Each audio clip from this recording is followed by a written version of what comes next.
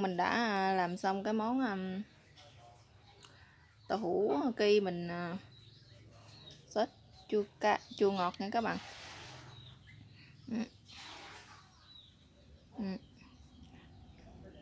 Cái món này các bạn ăn nóng nó mới ngon ha.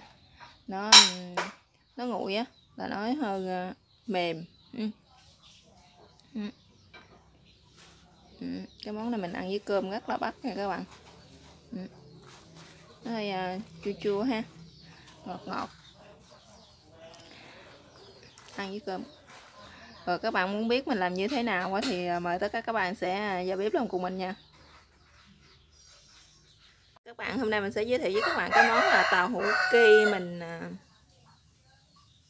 xào chua ngọt nha các bạn, chua cay ha. Trước tiên thì mình sẽ có đây là 2 cọng tàu hũ ki nè các bạn, tàu hũ ki tươi ha. Ở đây thì gia vị thì mình sẽ có đây là nước tương nè, đây là tương ớt nè các bạn ha. Đây là giấm gạo mình nuôi nhà đó các bạn, bột ngọt ha. Cái này là dầu hào nữa các bạn, đường. Các bạn có thể thay thế, các bạn không dùng giấm thì các bạn có thể thay thế bằng me ha. Còn ở đây là ngò gí với lại ớt mình dùng để trang trí này. Rồi mời tất cả các bạn sẽ vô bếp làm cùng mình nha. Trước tiên thì mình sẽ cắt những cái cọng tàu hũ ki tươi này nè các bạn ra cái miếng vừa ăn ha.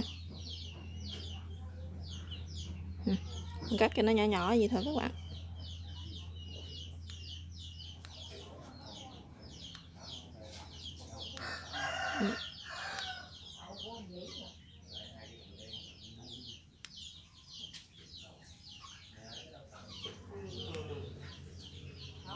Rồi đó các bạn, mình đã cắt nó ra rồi ha. Mình cắt nó ra từ cọng nhỏ nhỏ như thế này nè các bạn, cho vừa miếng ăn ha. Rồi bây giờ mình sẽ đem đi chiên nó nha các bạn. Rồi bây giờ mình bắt chảo lên cho nóng, mình sẽ đổ dầu vô mình chiên nha các bạn. Cái này thì các bạn chiên dầu hơi nhiều xíu nha.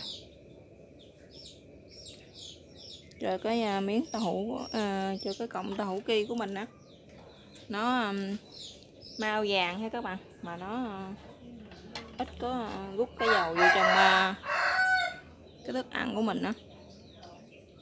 Các bạn để dầu cho thiệt nóng ha, để mình coi cái dầu nó nóng chưa thì mình thử một miếng ha.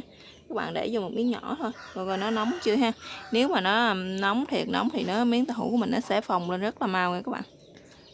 Vậy là cái miếng dầu của mình nó chưa có nóng không ha. Rồi bây giờ cái chảo dầu của mình nó nóng nhiều rồi nè các bạn ha, nó sôi nhiều lên rồi thì mình sẽ cho vô.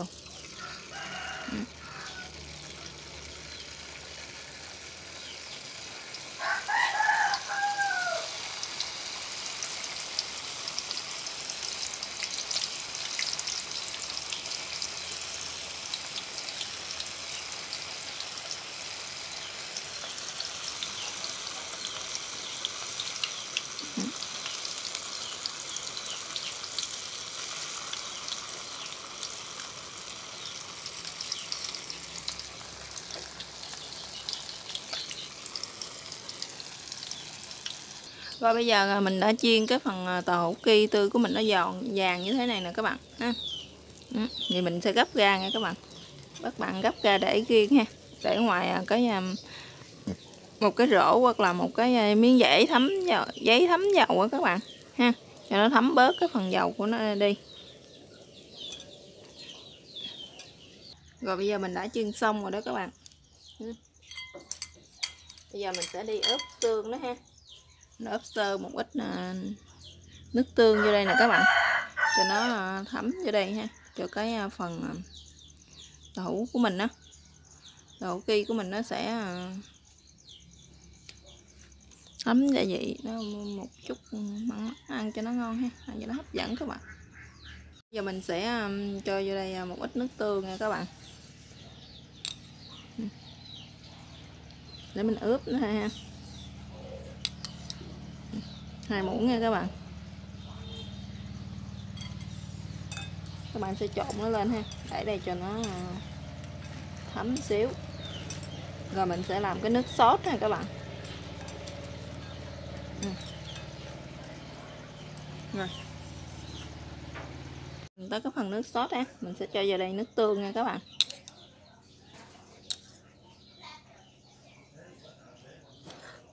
Ba muỗng nước tương ha.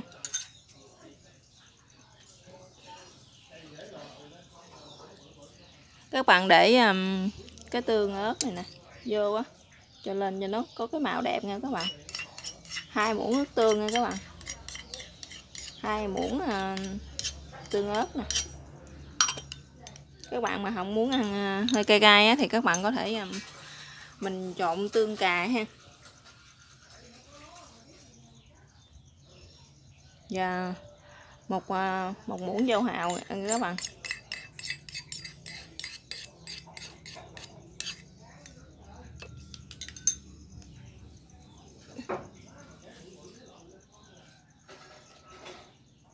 Đây là giấm gạo mình nuôi nhà, nó rất là chua.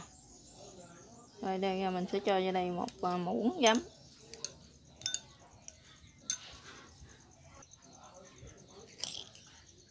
Một muỗng đường, 1,5 muỗng đường nha các bạn. Mình sẽ dùng cái muỗng nhỏ này nè.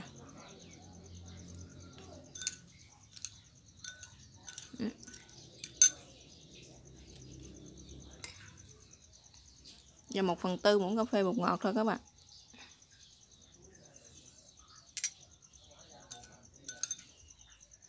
Rồi các bạn sẽ quậy cho cái hỗn hợp này nó tan hết ha. Mình sẽ để lên cái chảo để mình làm nước sốt. Mình sẽ sử dụng cái chảo hồi nãy lại ha, để mình làm cái nước sốt của nó nha các bạn.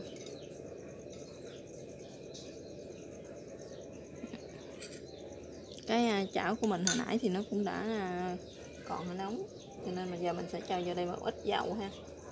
Các bạn cho ít dầu thôi nha.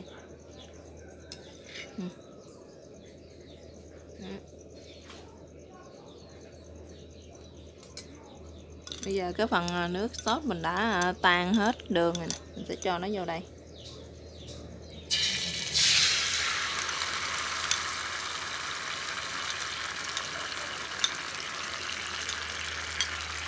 Đó các bạn.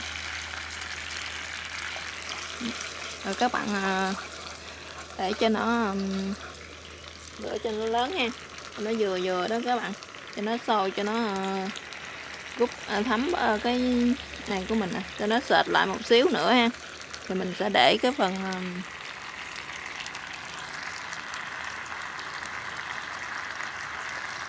rồi bây giờ cái phần nước sốt của mình nó đã cạn rồi đó các bạn. Giờ mình sẽ cho cái phần đậu hũ kia này của mình vô ha. Các bạn không có ấy thì các bạn có thể chế cái phần nước sốt này lên ha. Đó, mình chỉ xào sơ nó thôi.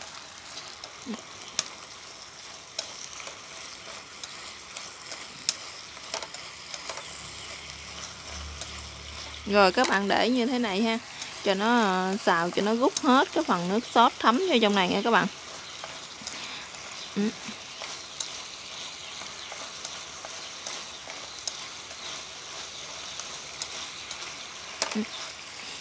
Mình thấy em nó lên cái màu nó rất là đẹp luôn. Bây giờ mình sẽ nêm thử coi nó vừa ăn hay không nha.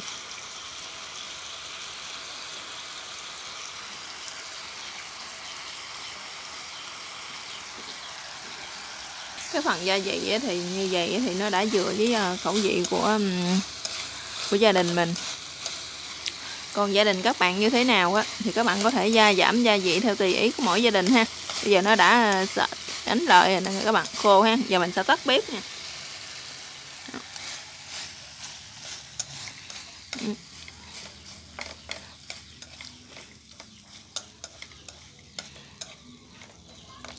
Cái món này các bạn ăn nóng nó mới ngon nha các bạn. Các bạn để mà nó nguội á ha, thì nó sẽ mềm ha. Nó không có còn cái độ giòn nữa, nó không có còn cái độ giòn nữa.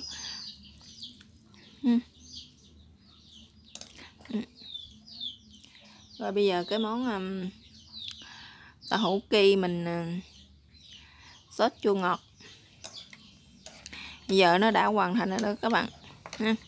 Món này mà hơi chua chua ngọt ngọt ha, nó hơi mặn mặn, ăn mấy bắt ngay các bạn, mấy ngon ha. Giờ mình đã hoàn thành rồi nè các bạn. Cảm ơn các bạn đã theo dõi video của mình. Chào các bạn và hẹn gặp lại các bạn ha.